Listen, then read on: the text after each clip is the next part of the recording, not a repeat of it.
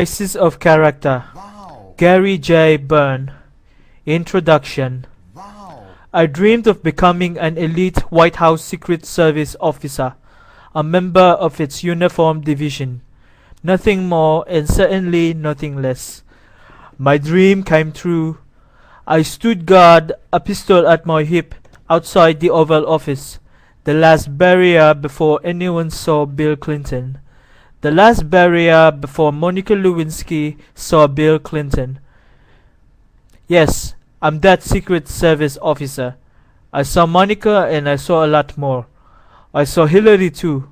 I witnessed her obscenity-laced tirades, her shifting of blame, how she berated Vince Foster until he could stand no more, how minor incidents involving blue gloves and botched invitations sent her into a tizzy. It was like watching Humphrey Bogart in The Kind Mutiny, obsessing about a quart of missing strawberries, and losing sight of the world war raging about him. I saw Hillary scheming with Dick Morris to undermine White House Chief of Staff Leon Panetta. FBI agents confided in me about her emerging Firegate scandal. They were just as frustrated with Hillary's methods as we were. Life at the Clinton White House careened from crisis, manufactured or not, to even greater crisis. The participants often unable to catch their breath and certainly incapable of learning from them.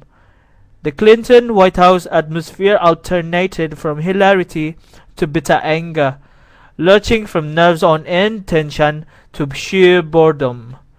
Its most important residents painfully trapped between illusion and reality.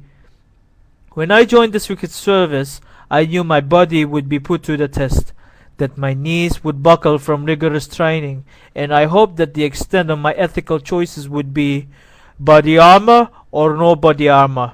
Those damn vests weighed down my gun belt and me.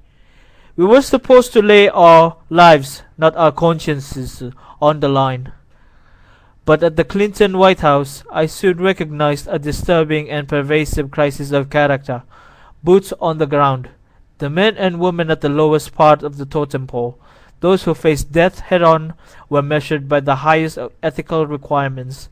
Those at the very pinnacles of power held themselves to the very lowest standards, or to none whatsoever. I saw how the Clintons' machine appalling leadership style endangered law enforcement officers, the military, and the American people in general. And with Hillary Clinton's latest rise, I realized that her own leadership style, volcanic, impulsive, enabled by sycophants, and disdainful of the rules set for everyone else, hasn't changed a bit. What I saw in the 1990s sickened me. I departed first to other White House duties, which didn't take me far enough away, and then to the Federal Air Marshal Service, still working to protect those who can't protect themselves. Over a 29-year career serving my country in the military and in federal law enforcement, I've encountered both heroes and villains. I've observed human character at its greatest heights and lowest depths. In any organization, character is defined at the top. It percolates down to the top executives of an organization, to the middle managers, and to the grunts at the front lines. Hillary Clinton is now poised to become the Democratic nominee for President of the United States, but she simply lacks the integrity and temperament to serve in the office. From the bottom of my soul, I know this to be true. So I must speak out. Though portrayed as the long-suffering spouse of an unfaithful husband whose infidelities I personally observed or knew to be true, the Hillary Clinton I saw was anything but a sympathetic victim. Those loyal to her kept coming back for her volcanic eruptions. I witnessed firsthand the Clintons' personal and professional dysfunction. So consumed were they by scandal, so intent on destroying their real or imagined enemies, that governing became an overthought. The first couple wasted days obsessing over how to kill a forthcoming book, one alleging that Bill Clinton's mother ran a brothel, or in squashing yet another tabloid revelation. Their machinations and their constant damage control diverted them from the nation's real business. Good people like Leon Panetta, Betty Curry, and Evelyn Lieberman had to pick up the slack and bear it for as long as they could. I have not written a word of this book with a political agenda. Whether the Clintons were Democrats or Republicans, I saw what I saw, I heard what I heard. Politicians do not change unpleasant truths. Politics do not change, only think they do. I now close nearly 3 decades of military and law enforcement service, protecting the citizens of a country I love. My sense of service compels me to share with you the real world, often harrowing experiences that career law enforcement professionals face every day.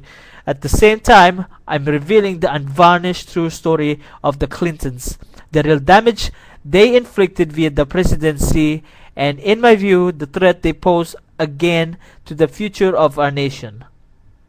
During the Clinton administration, I swore to secrecy, but not because government lawyers demanded it, though they later did. I kept silent not just because my superiors insisted on it. My own conscience also demanded it. Duty required it, but it was hard. Sometimes I'd trudge home to my wife, Jenny, and just hug her without explanation. "What's going on?" she'd ask. I'd say, I'm so glad we aren't like those people." I didn't want to live in the crazy world. I had no animosity towards the Clintons. Out of a sense of loyalty to our first family, I even secretly disposed of sordid physical evidence that might later have been used to convict the president. The blue dress wasn't the only evidence of his misdeeds, but I could not keep from asking myself how our nation's leaders could be so reckless, so volatile, and so dangerous to themselves and to our nation, and yes, to me and my family. Only under federal subpoena and later a ruling by U.S. Supreme Court Chief Justice William Rehnquist did I reveal to Ken Starr's prosecutors the true story of Bill Clinton's false testimonies and misstatements. I've retired now from public service, from safeguarding the Bush and the Clinton families, as well as from protecting passengers at the Federal Air Marshal Service. Maybe I haven't seen it all, but I've seen enough.